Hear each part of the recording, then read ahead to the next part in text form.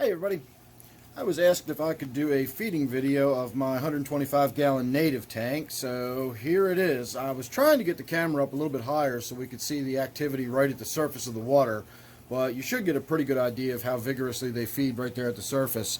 What we're feeding tonight is my normal staple food. It's just the Marineland color enhancing flakes.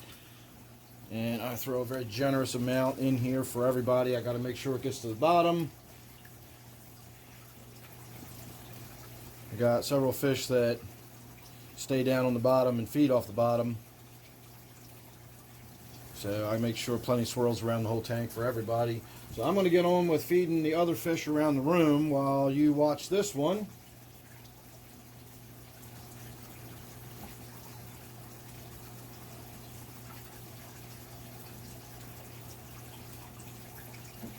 And once I've made my rounds with the flake food, I'll come back in and we'll throw some algae wafers or something like that.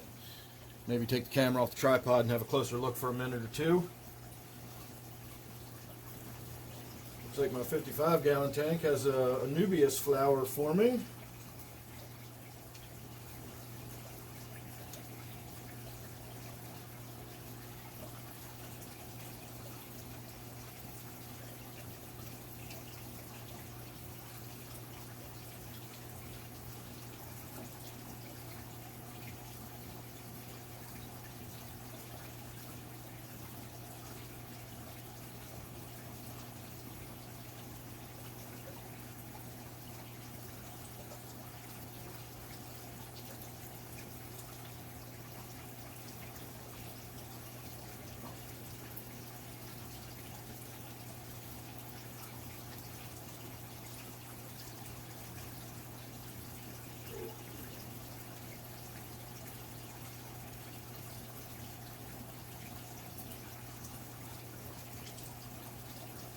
Checked with my quarantine tank while I was feeding everybody, and shockingly all 20 of the neons that I've purchased are still in there and still alive.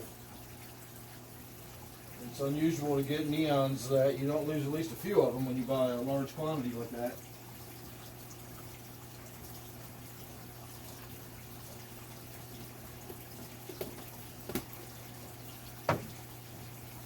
Alright, now this is just high carry algae wafers. I break them up into some crumbles, and this is what I really mainly feed the animals that are down on the bottom. I've got some white suckerfish from my local stream.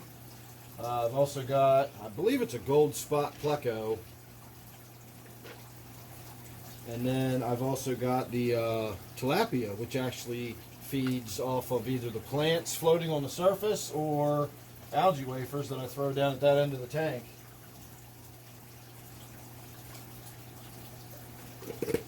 So the algae wafers come in handy. Now let me get the camera off the tripod. And we can have a quick look around if I can do this without hitting any buttons and making it stop.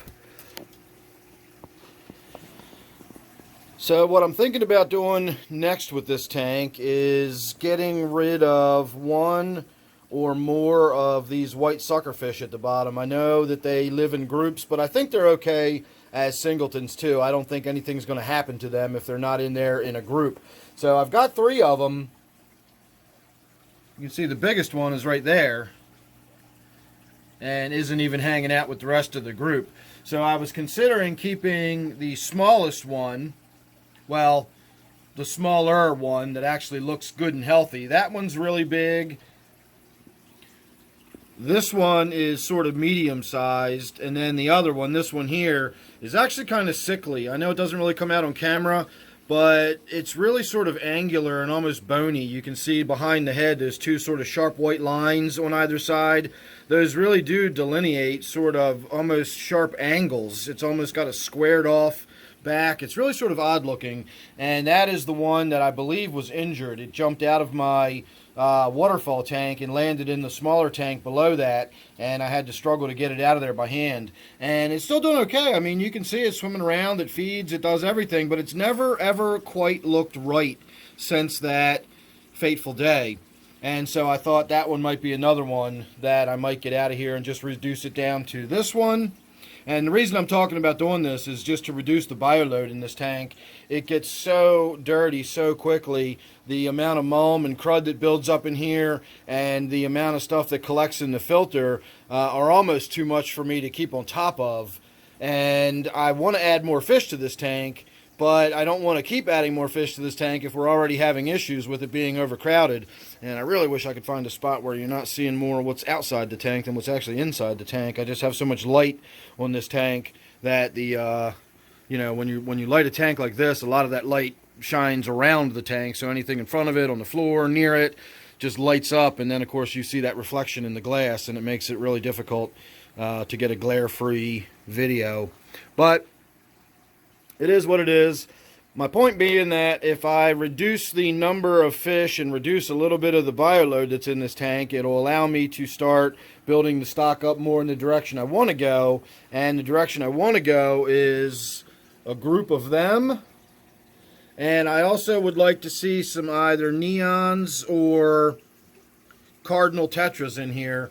And I'm not so sure about the cardinal tetras. They're another one of those fish that I had a lot of problems with when I first started keeping fish, and I'm not sure why. I gave up on them early on. I heard that they were those really sensitive fish, and okay, sorry about that. Not sure why my camera stopped recording there, but it did.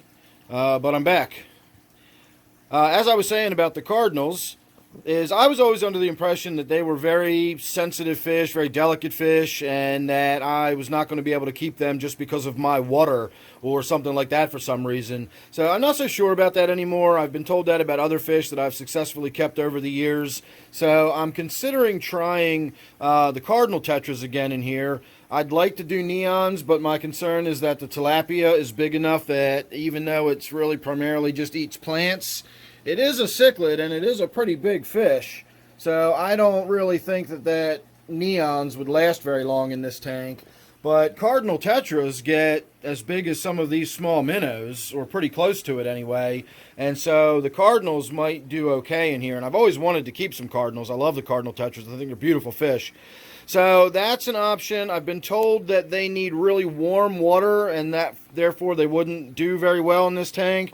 But I have looked that up and I've never found anything that says they need specifically warm water. Usually 72 to 81 degrees is the range that I always see the cardinal tetras suggested to be kept in, and this tank is probably right around 75 degrees. I don't know what the actual temperature is, but I do have a heater in it now, and the temperature is definitely above room temperature. It's not a chilly tank at all anymore like it used to be, so I think cardinals would probably be just fine in here. At any rate, that's the end of this feeding video. I hope you enjoyed watching all the fishies swimming around there. Make sure you're subscribed. That way you won't miss anything else I got coming up or the eventual evolution of my native tank here. So thanks again for watching. I'll see you real soon in the next one.